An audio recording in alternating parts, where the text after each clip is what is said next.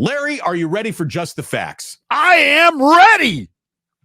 San Francisco has reached the conference championship game for the 17th time since 1980, which is the most in the NFL during that span. That ain't bad. Let's just start right there. There is no team that appears in its conference championship game more in our modern football lifetimes than your San Francisco 49ers. Now, as a fan base, as an assembled media, as YouTube content creators, we are hard on these boys. We are hard on them. And they are more often than not on the precipice of doing something special, certainly more often than not measured against their own competition in the NFL. So, tip of the cap. 17th conference championship game since 1980. The 49ers are in the title game for the third consecutive season and for the fourth time in franchise history, and for the first time since the peak of the Harbaugh years from 2011 to 2013. They've won 5 consecutive postseason games now against the Green Bay Packers, and the win Saturday night at Levi's is the 37th playoff victory in 49ers franchise history, which ties them with the Packers and the Patriots for most playoff wins in NFL history. So, there's a reason why the 49ers are one of the crown jewels of the NFL's crown. This is an incredible franchise. And again, the stakes to win it all this year are massive, but let's appreciate where they are and how they got here on a night after maybe they shouldn't even be hosting the NFC title game. They're doing it. So hats off. Hats off. Larry is somebody who grew up being bounced on his daddy's knee at Candlestick. This has got to mean an awful lot to you, and you appreciate the steps along the way to greatness. Here they are, the vital step. You can't be great without this step, and they're in this step once again. Yeah, I mean, it's great to see them back on top. I mean, they were on top in the 80s, they were on top in the 90s. Man, they fell off there in 2000s. The 2000s were just a nightmare. Dennis Erickson and all these. I mean, it was just a nightmare. Mike Nolan, Mike Nolan. The smell in the building. Well, I love the smell in the building. Really, to me, it stunk. Obviously they had the Harbaugh tease years, and I say tease because they got close but no cigar. And then back to Tom Sula, Chip Kelly. I remember I was sitting there in the press box with John Lund during late in the Chip Kelly singular season, going, what happened? We were just on top, and now we've allowed 700-yard rushers in a row. Our head coach talks a million miles an hour. It's just like he's supposed to be innovative. What's innovative about Chip Kelly? He calls bad plays at a rapid pace. I mean, it was like, seriously. I mean, it was like, there's a guy who played fast and played terrible. I mean, it was like nobody inspired less confidence in Chip Kelly in a post game. There is only one element of Chip Kelly's career with the 49ers that you can say he really did a good job with that. And that was handling the Colin Kaepernick firebrand fiasco. And what did he do? He just said, "Hey, we love Colin, and Colin is great." I mean, he didn't try to go against Colin, which was smart, but he really, I don't know if I would say that he handled it well. He started Blaine Gabbert at the beginning of the season over Kaepernick. I don't know, but I hear what you're saying. He didn't allow it to become a gigantic firestorm or split the locker room or anything like that. It was a firestorm, but it really wasn't a storm that burnt inside the Niners locker room. They stayed united, and I'll give Chip credit for that. Jed deserves a little credit there too, because Jed said, "Hey, Colin, here's $1 million, and we're behind you." And the Niner players kept it together. They gave him the Eshmon Award. They didn't fracture internally, even though I can tell you many stories of Daniel Kilgore and others getting really pissed as Colin was holding court in the middle of the locker room, talking to reporters about anything but football. And, guys were like, "Hey, this is a circus," and that kind of thing. But Kelly did a nice job as far as saying all the right things publicly. Just the facts: the Niners have improved to 19-7 in the divisional round in franchise history, and Kyle Shanahan has a 70% winning percentage in the postseason.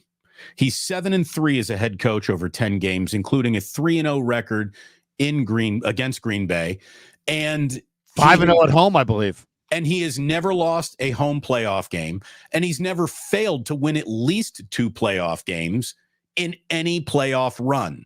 So if that truth remains, the Niners will be in the Super Bowl. So pretty good.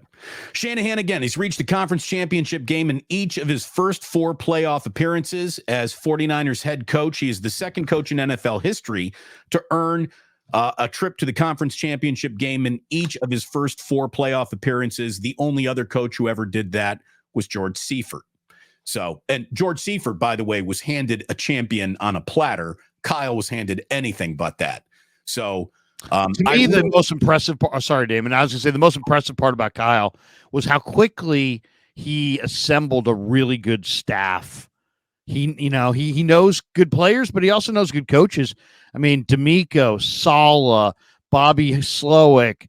The Niners put together a very good staff. Slowick's interviewing for 3 head coaching jobs virtually today. Yeah. So there could be another head coach off the Kyle Shanahan tree by the end of the week. So you're right. I mean, the evidence that Kyle hires the right coaches or the coaches that he hires become head coaches. So, and that's what good coaches do. Good coaches aren't afraid to share the credit. Good coaches aren't afraid to spread around, responsibilities. And Kyle has done a hell of a job. Again, I really hope that he gets the Lombardi trophy so the dumbest among the pundits and critics will finally have the only X marks the spot of they're good at this or they're bad at this to finally identify and be able to say out loud, like, Kyle's really good at this. And look, we spent the first half hour of this program today criticizing him because we hold him to such a ridiculously high standard. I accuse him of seeking perfection. In a weird way, we're all seeking perfection from him, and perfection is not available in this league. It's not. It just isn't. This league is built to make sure you ain't perfect.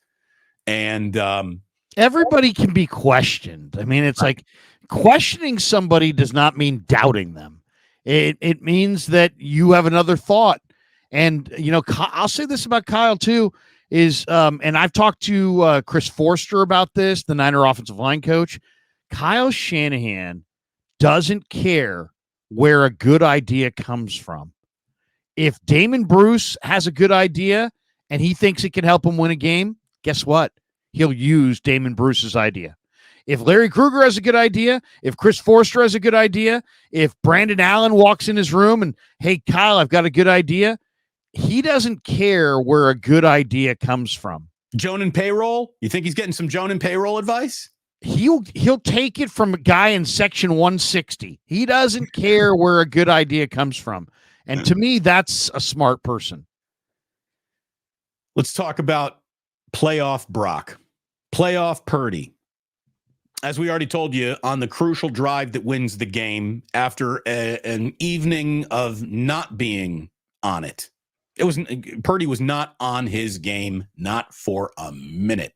Until the final drive when he went 6 for 7 for 47 yards, made an incredible scramble, converted a 3rd and 10 with that pass to Brandon Ayuk that looked like he might have trapped it against the ground. He didn't. Best play of the night from Ayuk, and he didn't make many plays out there last evening. The 17-yarder to Chris Conley, a guy who has loved it. He's been so uninvolved all year. To be that involved in the biggest drive of the year just shows you that, hey, when your number is called, you got to go out there and do something. And give credit to Chris Conley. He did that.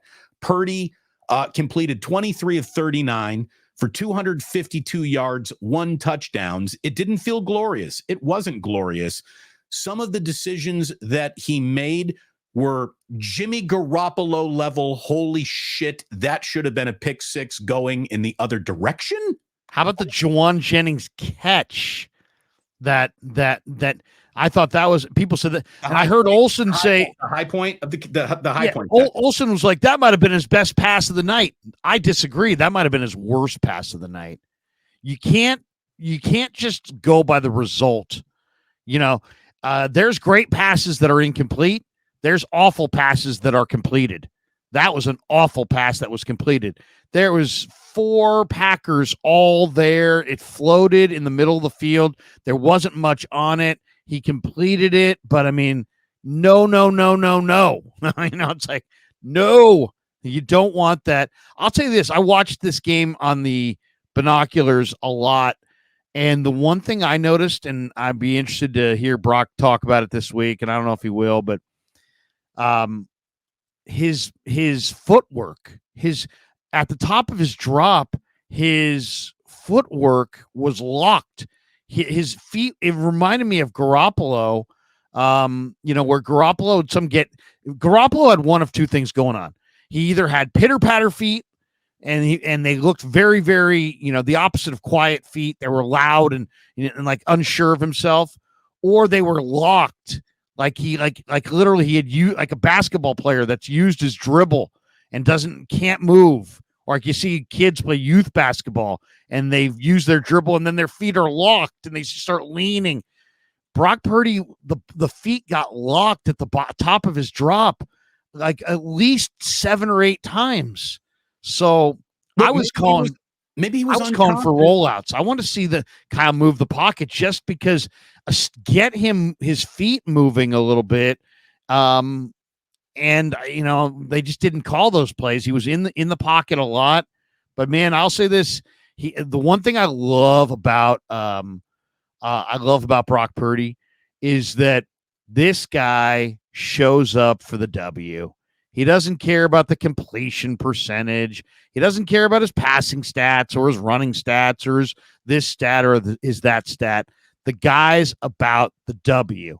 And I'll roll with the guys who show up to win. Well, you show up to win, you can play for me. We talk about mental acuity, and this is where Brock has a level of mental acuity to process and see the game in a way that is as, if not more valuable than any physical attribute that his critics will tell you he doesn't possess. Purdy did a great job last night on getting rid of the ball on a couple occasions. Some of the didn't take the negative plays didn't turn it over plays. Yeah. And but he tried a couple times. Holy shit. Oh my God. The savage one in the first half.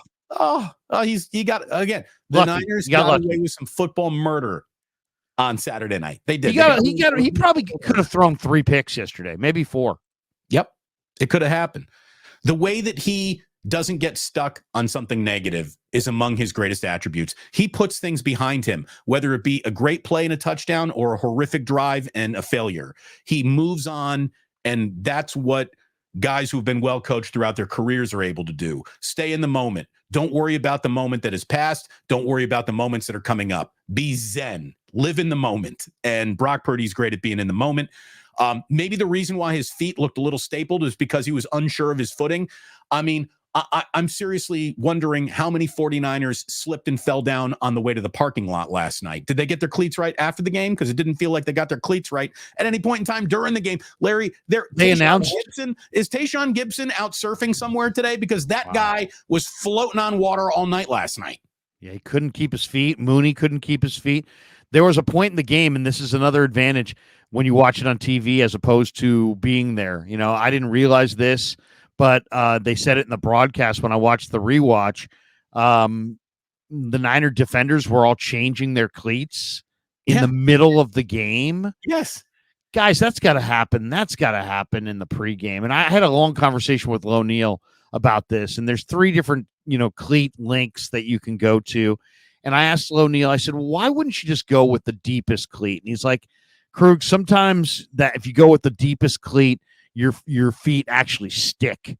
And some guys really don't like that feeling. It's almost like walking on a beach or in mud, and it's hard to pick them up and put them down, and you lose a little speed if you go to a longer cleat. But yeah, I mean, you got to test that thing out in the pregame.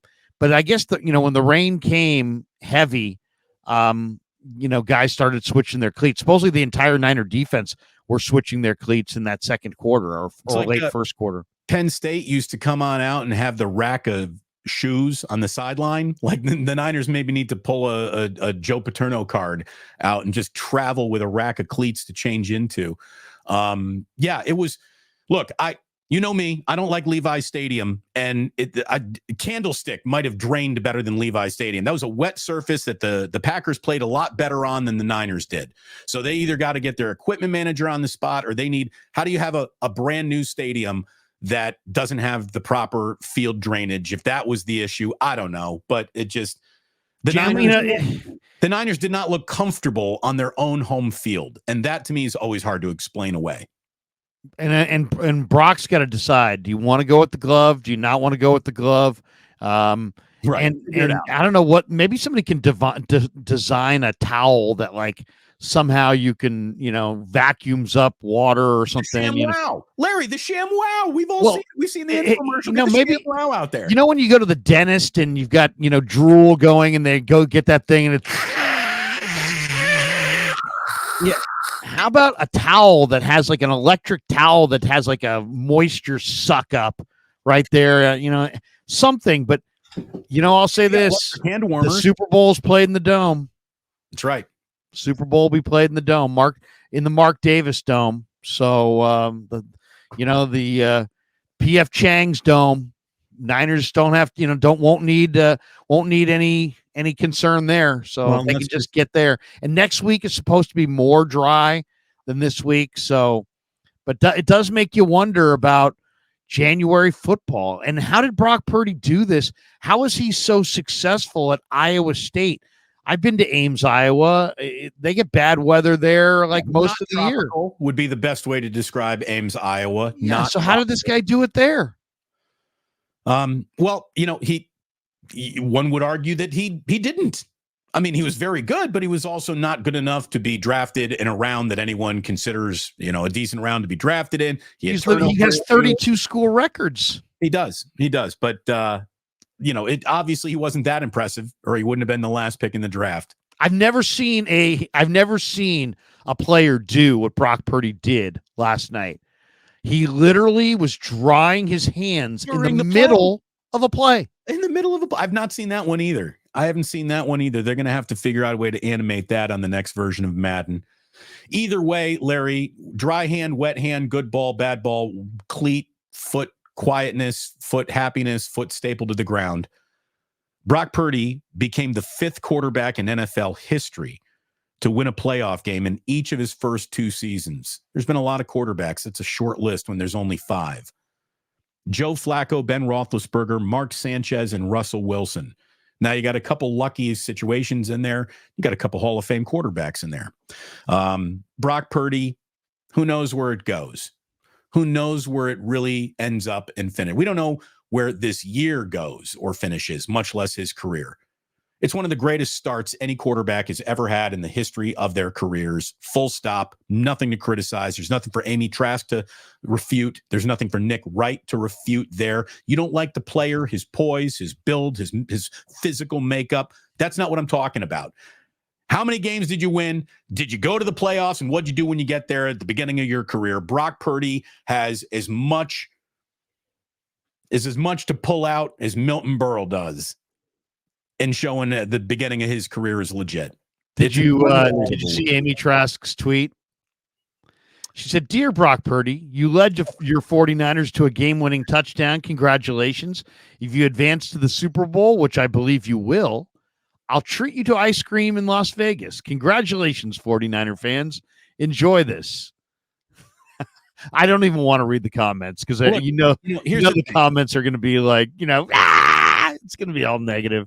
Amy's a good person. Amy is a good person. And I think the reason why what she said was offensive is because we do know she actually does know football. She really does. She knows as much, she knows football. And for her to just be that dismissive, it felt a little created in the moment for attention. And she certainly did get a lion's share of attention for it. She got a lot of attention. And if she wants to have the Amy Trask ice cream social in Las Vegas, I hope you and I both get tickets to that because it'll be fun and she'll have sprinkles.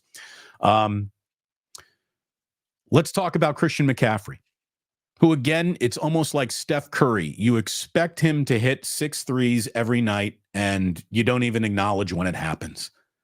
We expect Christian McCaffrey to score a couple of touchdowns every single time he's in a football game, and you don't even really, it doesn't feel like a standout moment when he scores multiple touchdowns even. That's how used we are to seeing it. Well, McCaffrey, 17 carries, 98 yards, 2 touchdowns on the ground to go along with 7 catches for 30 yards through the air. And I'm going to tell you right now, it was a C-plus game for Christian McCaffrey.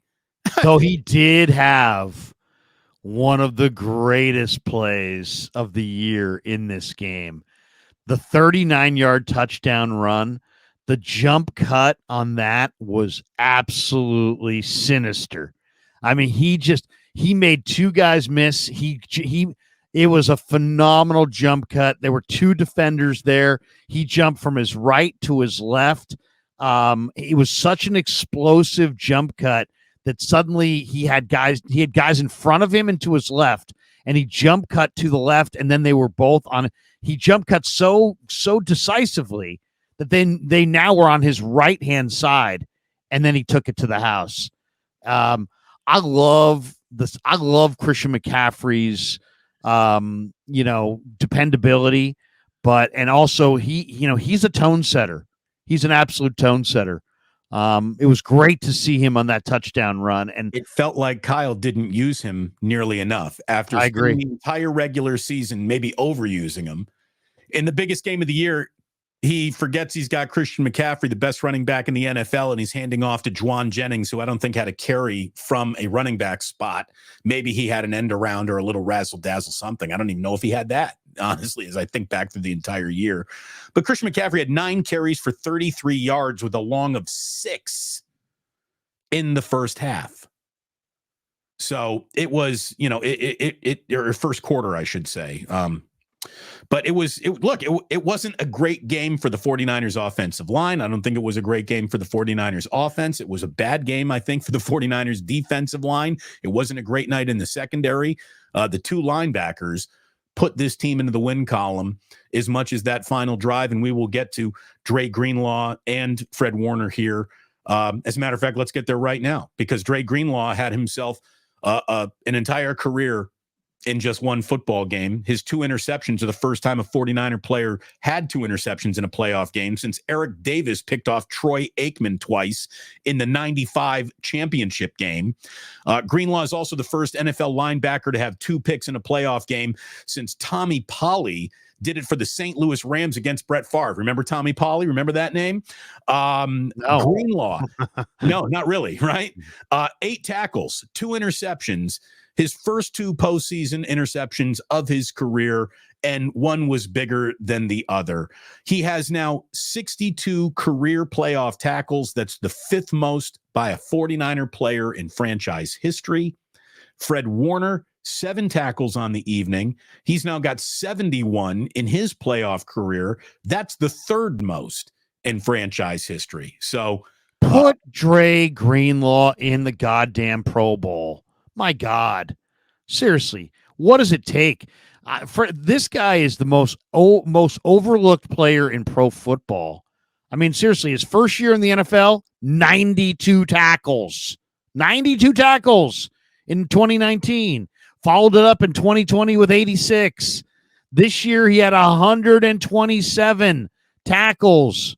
Put that guy in the Pro Bowl.